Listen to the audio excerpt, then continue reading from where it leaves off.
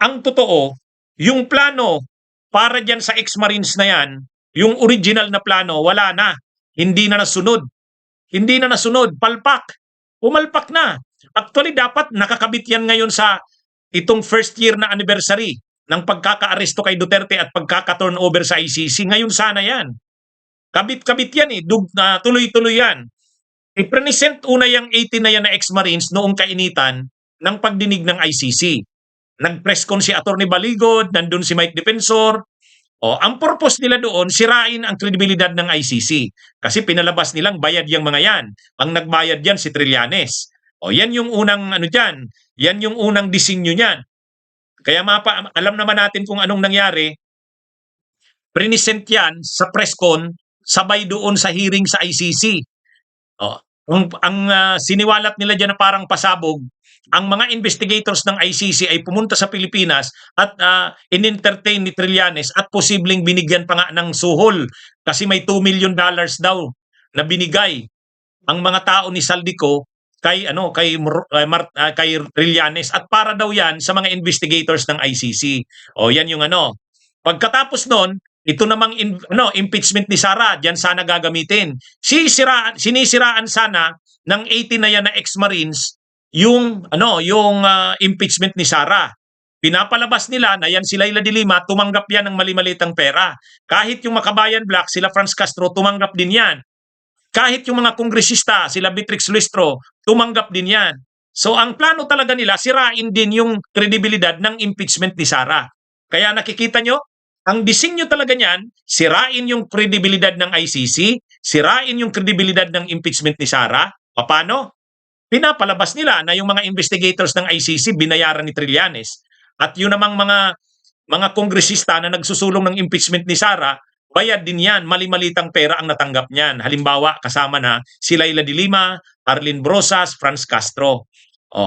Tapos, ang inaasahan nila dyan, ipapatawag yan ng Senado, Blue Ribbon Committee, papatawag sa Kamara, at pagkatapos niyan, iinit ang sitwasyon, makakaabot na itong March 11. At itong March 11, first year na anniversary ni Duterte, sa pagkakakulong sa ICC, pagkakadala sa ICC, magiging mainit ang sitwasyon. Posible, ito na yung sinasabi nilang critical o political tipping point, sabi ni Ombudsman Boying Rimulya. Yan yung design.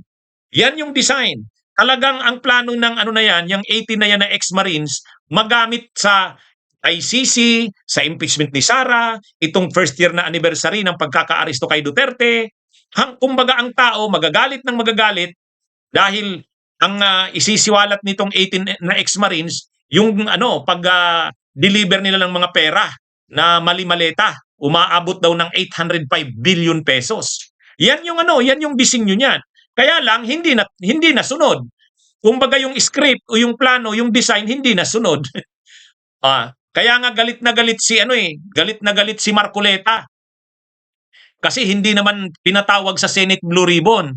Ang plano sana niyan, ipapatawag sa Blue Ribbon, pagdating sa Blue Ribbon, doon nila kumbaga si Amy Marcos, sila Marcoleta, nila. Kumbaga gagamitin nila yung Blue Ribbon Committee na yon, yung hearing para palabasin ang kasinungalingan nitong mga ex-marines na to. Ang problema, hindi naman inanggap ni Lacson. Sabi ni Lacson, hindi magpapagamit ang Blue Ribbon sa pagkakalat ng kasinungalingan. Ang Blue Ribbon Committee ay mag-iimbestiga para lumitaw ang katotohanan, hindi para kumalat ang kasinungalingan. Kaya galit si Marcoleta. Galit si Marcoleta kasi dapat nasunod yung script ng plano eh. 'Di ba? Yan yung kahit si Amy Marcos, nag-sponsor ng resolution na dapat yung 80 na yan ipatawag. Kumbaga, yung kanilang plano para dyan, siguro gumastos pa sila ng malaki dyan. Siguro gumastos pa sila ng malaki dyan. Sabi nga ng director ng NBI, wala nang problemado na ang kabuhayan ng 80 na yan na ex-marines. So ang nangyari dyan, dahil wala na silang trabaho, malamang tumanggap na yan ng pera. Mayroon ngang post si Mr. Philip Lostre, sabi ni Philip Lostre, dumugo. Ano ba yun? Dumugo daw si Manscarpio. Ang pinapalabas, ini-insinuate ni sino ba yan? Ni Philip Lostre Sumuka si Man Scarpio ng 300 million sa operasyon ng Marines. 150 million kay Mike, defensor yan. 50 million kay Libby, Baligod. 5 million sa bawat isa sa 18 Marines. Ito, post ito ni Mr. Philip Lostri Jr. Hindi natin alam kung totoo to. Pero ang lumalabas, malaking operation ito. Kasi dapat nag-create ito ng sinasabi nga ni Boying Rimulya, critical ay yung political tipping point. Yan yung hinahabol nila eh. Yan yung hinahabol nila, magkaroon ng political tipping point para mag-alsa ang military. Kaya lang wala eh, hindi nga nangyari. Hindi nangyari. Ha? Mga kabunyog, mga kababayan, na parang quitis. Dapat pasabog. Ang nangyari, quitis. Ha? Ang nangyari, quitis. Kaya dapat sana, ang ini-expect nila, itong first year na anniversary ng pagkaka-aresto kay Duterte, mainit na sana ang sitwasyon. Kasi dapat nakakreate na ng political tipping point itong mga ex-Marines na to. Ha? Mga kabunyog, mga kababayan. Oh. Kaya lang, wala eh, hindi nangyari. Hindi nangyari yan. Waipik. Ang totoo, grabe ang tiwala nila dyan sa mga ex-Marines na yan, lalo na kay Atty. Libby Baligod. Si yung retired general na DDS, bilib na bilib. Ang warning niya, sabi niya ganito, huwag kayong magtiwala, hindi pa tapos yan. Magaling yan si Atty. Libby Baligod, chess player yan. Ha? Baka pinapapasok lang kayo niyan kung saan parang pinapadama.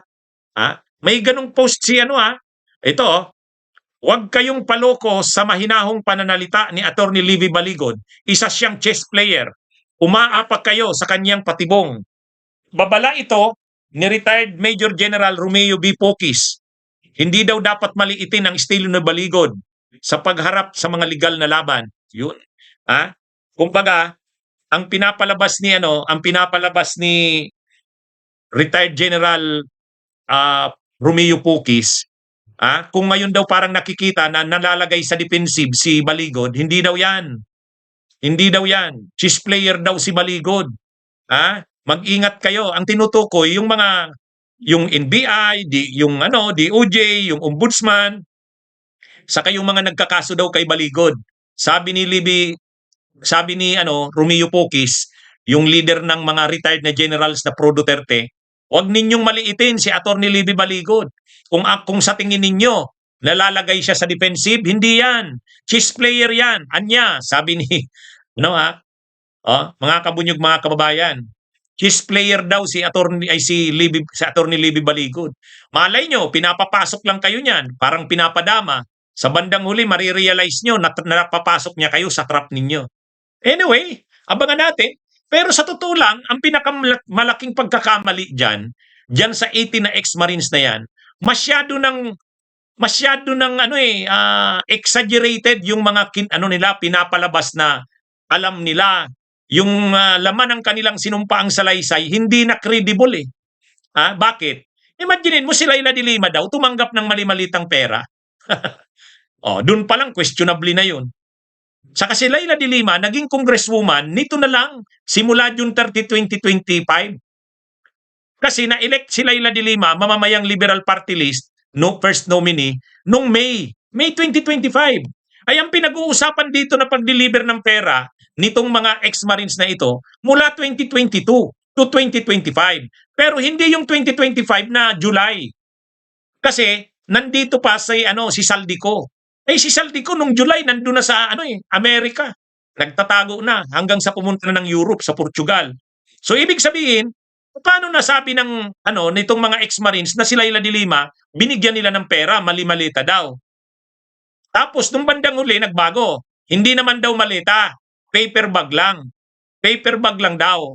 At saka hindi daw nila dinala kay Leila de Lima. Si Leila de Lima daw ang pumunta dun sa townhouse. Kausap daw si Saldico at saka si Romualdez. Ay, nabago na. Kumbaga, inconsistent na yung mga sinasabi. Pabago-bago na. Mga kabunyog. Tapos ito pa, hindi naman daw nila nakita si Trillanes na nagdala ng pera, ay nabinigyan ng pera ang ICC. Hindi naman daw. Dinala daw nila ang pera doon sa bahay ni Trillanes sa Antipolo. nasa ano lang daw, paper bag. Hindi naman daw sa maleta. Ay, ano ba yan? Mga kabunyog, mga kababayan, wala na.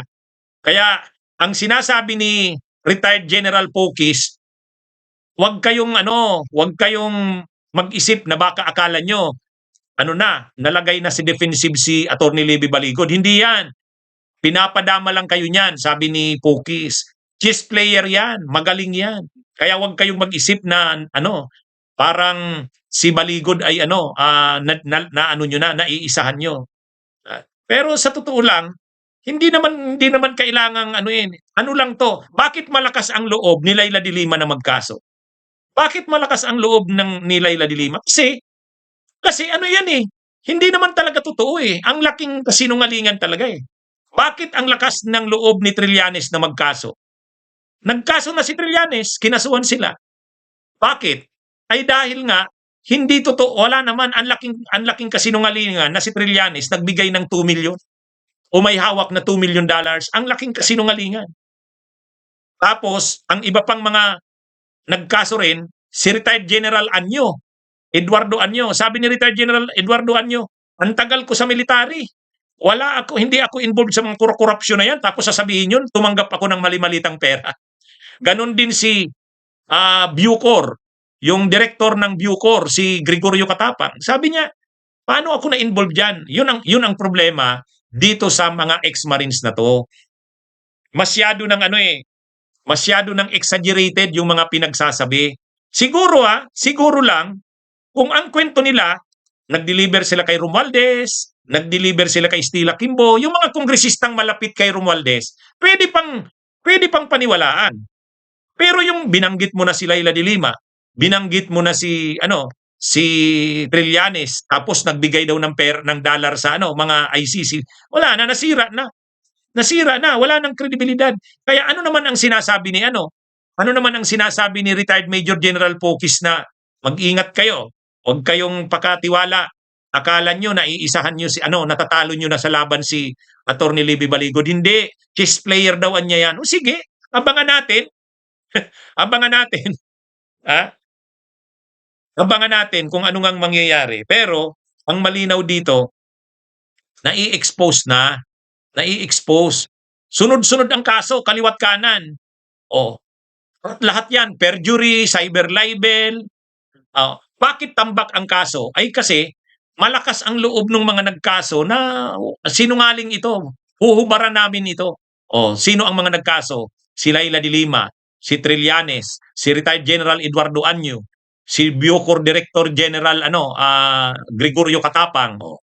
Yan yung yan yung sabi nila, hindi totoo yan. Kasinungalingan yan, huhubaran namin yan.